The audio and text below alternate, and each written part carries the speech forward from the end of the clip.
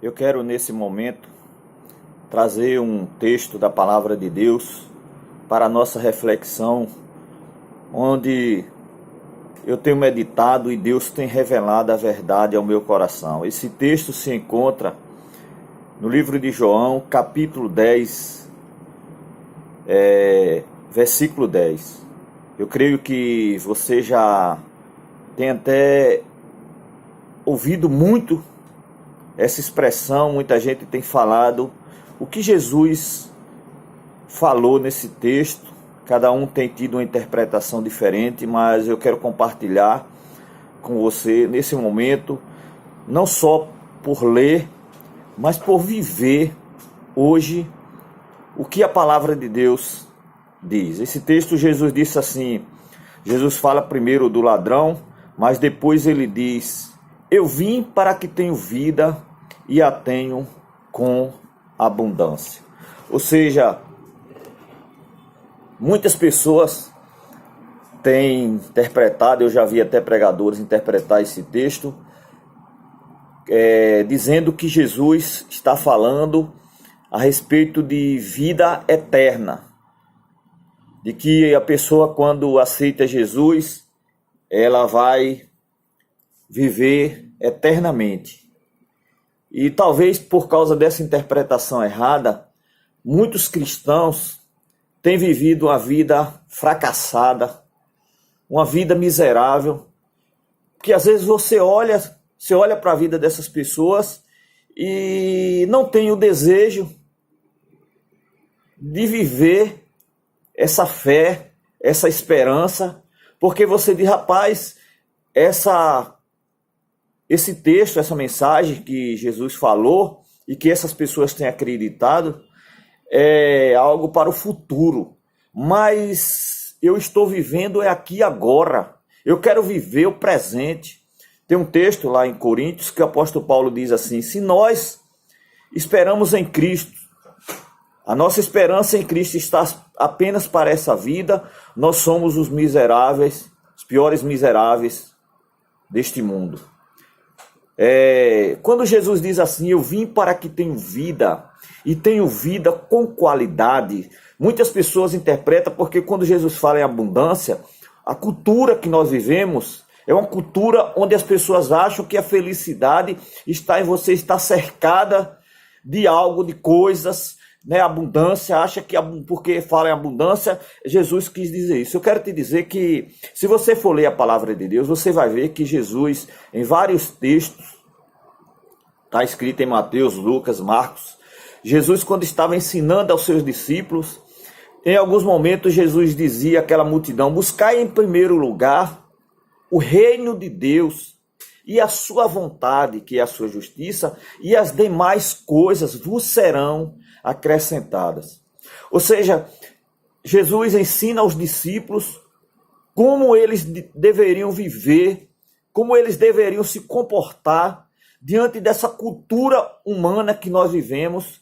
Mas depois Jesus, lá em João, você vê Jesus dizendo: sem mim nada podeis fazer. Você vai encontrar Jesus fazendo a promessa para eles e dizendo, dando uma ordem: vai ficar em Jerusalém até que receba do céu o poder para que vocês possam ser minhas testemunhas, tanto em Israel como até aos confins da terra. Então veja bem, Jesus ensina aos discípulos como se comportar no reino de Deus que estava chegando. Eu quero dizer que nesse momento essa mensagem vai ser mais direcionada para aquelas pessoas que já receberam o Espírito Santo de Deus. Para aqueles que não têm o Espírito Santo de Deus, eles têm mesmo que aproveitar essa vida, porque eles não têm o Espírito Santo de Deus e ninguém consegue viver essa vida com qualidade que Jesus falou se não tiver o Espírito Santo de Deus. Mas mesmo que você tenha já recebido o Espírito Santo de Deus, porque a palavra de Deus ela nos garante que no momento que você aceita Jesus como Senhor e Salvador da sua vida, naquele momento ali, o Espírito Santo vem habitar dentro de você. Qual é a finalidade do Espírito Santo habitar dentro de você? Para que você possa ter essa vida com qualidade. Mas mesmo você recebendo o Espírito Santo de Deus dentro de você, Isso ainda não lhe garante essa vida com qualidade se você não obedecer ao que está escrito na palavra de Deus. Por exemplo, por que essa vida com qualidade? Porque Jesus veio trazer vida com qualidade. Porque a Bíblia diz em Gênesis que antes do homem pecar, o primeiro homem Adão, ele tinha uma vida de qualidade, uma vida com abundância, uma vida linda, uma vida maravilhosa. Ele era protegido por Deus, ele vivia na presença de Deus, não tinha nada que perturbasse ou que tirasse a paz desse homem. Mas no momento que o homem pecou, a palavra de Deus diz que Deus não desistiu do homem. A prova está que Deus não desistiu do homem, que se você for ler Gênesis, você vai ver que mesmo depois da desobediência de Adão, existia um homem que chamava Enoque, e esse homem andava com Deus. Esse homem vivia em comunhão com Deus, e Deus o tomou para ele. Então veja bem, Deus nunca desistiu, porém a humanidade desistiu de Deus. Ou seja, o homem agora procurou viver de acordo com os desejos do seu coração. Aí você pode dizer, mas foi somente culpa do diabo? Não, porque está em Gênesis 6 que a terra se encheu de toda a maldade e de toda a perversidade por causa dos homens, porque os homens deixaram de buscar uma comunhão com Deus. E como eles deixaram de buscar comunhão com Deus, a Bíblia diz lá em Gênesis 6:2 que Deus retirou o Espírito Santo da vida do homem. Então o homem passou a ser um ser mortal, um ser que só se move para buscar os desejos da natureza humana, que não traz vida. O homem está morto espiritualmente, mas quando Jesus diz, eu vim para que tenham vida, ele veio trazer de volta o Espírito Santo para habitar na vida do ser humano. Mas quando você recebe o Espírito Santo, isso não quer dizer que o Espírito Santo dentro de você lhe dê a liberdade de você agir conforme você quer agir, conforme a sua velha natureza. Você precisa agora seguir os ensinamentos da palavra de Deus. Por isso que Jesus diz, aquele que ouve a minha palavra e pratica é comparado a um homem que construiu sobre uma rocha. Vem as tempestades, mas ele continua firme, ele continua tendo vitória, porque ele agora não vive mais de acordo com a sua inteligência, de acordo com a sabedoria. Mas para que o homem venha ter essa vida, a palavra de Deus diz em Romanos 12, Paulo dizendo, irmãos, eu rogo a vocês, pela misericórdia de Deus, que apresenteis os vossos corpos como sacrifício vivo, santo e agradável a Deus, que é o vosso culto racional. Mas não vos conformeis com este século, mas transformai-vos pela renovação das vossas mentes, para que experimenteis qual seja a boa, agradável e perfeita vontade de Deus. Veja bem, quando Paulo escreveu a carta aos Romanos, Paulo estava escrevendo para uma igreja, Paulo estava escrevendo para as pessoas que já tinham recebido o Espírito Santo de Deus, que tinham o Espírito Santo de Deus dentro delas, mas elas precisavam entregar os seus corpos. Como é entregar o corpo, sacrifício? É você morrer e entregar o seu corpo? É entregar a sua vida nas mãos do Senhor. Ou seja, é agir de acordo com os ensinamentos da palavra de Deus. Salmo 37, o salmista Davi, um homem que teve grandes experiências com Deus, ele nos dá um conselho, ele diz, entrega o teu caminho ao Senhor, confia nele e o mais ele fará. Ou seja, o que nós precisamos é entregar a nossa vida, o nosso caminho, né? Colocar nas mãos do Senhor e confiar nele e deixar que o resto ele fará. Mas o problema seu é que você entrega a vida nas mãos do Senhor, mas você não deixa Deus trabalhar. Por que você não deixa Deus trabalhar? Porque no momento que Deus começa a trabalhar na sua vida, você foge. Você desobedece a palavra de Deus, você desobedece aos ensinamentos que Jesus ensinou, mas quando você resolve obedecer a palavra de Deus, aí Deus trabalha, porque Deus só trabalha na vida daqueles que obedecem a palavra de Deus. Por exemplo, o apóstolo Paulo foi um homem que viveu essas experiências. Em alguns momentos, Paulo quis fazer algo que nascia no coração dele, mas ele ouvia a voz de Deus e não fazia aquilo que ele queria. Então isso aí é que traz a renovação da sua mente. É como que fosse uma terapia. A pessoa que vai para uma terapia, ela precisa agora agir de acordo com aquele psicólogo que está ensinando ela a fazer, a praticar aquilo. Aí você começa mudando. É isso que a palavra de Deus nos diz, que nós teremos as nossas almas renovadas quando nós colocamos em prática os ensinamentos da palavra de Deus. Então a vida com abundância não é apenas ter o Espírito Santo de Deus dentro de você. Porque Jesus disse o seguinte... Muitos naquele dia vão dizer, Senhor, Senhor, em teu nome eu preguei, em teu nome eu curei, em teu nome eu fiz. Como Como você operou esses milagres? Através do Espírito Santo de Deus na sua vida. Mas Jesus vai dizer: afastai-vos de mim, maldito, para o fogo eterno que está guardado para o diabo e aqueles que fizeram a vontade do diabo. Porque vocês nunca fizeram a vontade de Deus. E qual é a vontade de Deus? É a obediência à palavra de Deus. Eu estou dizendo isso porque eu tenho experiência hoje de buscar colocar aquilo que a palavra de Deus me manda. Eu tenho, durante a minha vida, eu passei por provações e naqueles momentos eu não procurei sair da provação de acordo com a minha capacidade, de acordo com a minha inteligência, porque o homem consegue fugir de algumas provações, ele consegue sair de alguns momentos difíceis na vida dele sem obedecer a palavra de Deus, porque o homem é inteligente.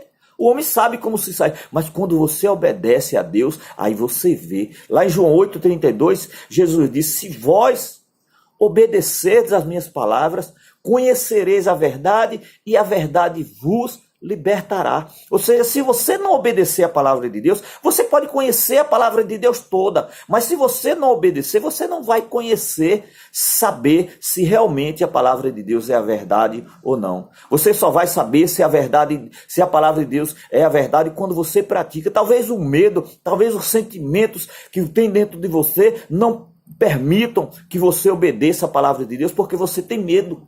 Mas quando você obedece a palavra de Deus, você perde o medo daquilo que você tem medo. Eu escrevi esses dias, que até no Face, botei no Zap, que você não deve orar a Deus pedindo a Deus que lhe liberte daquilo que você tem medo, mas você peça a Deus que liberte do medo que você tem daquilo. Talvez o medo seja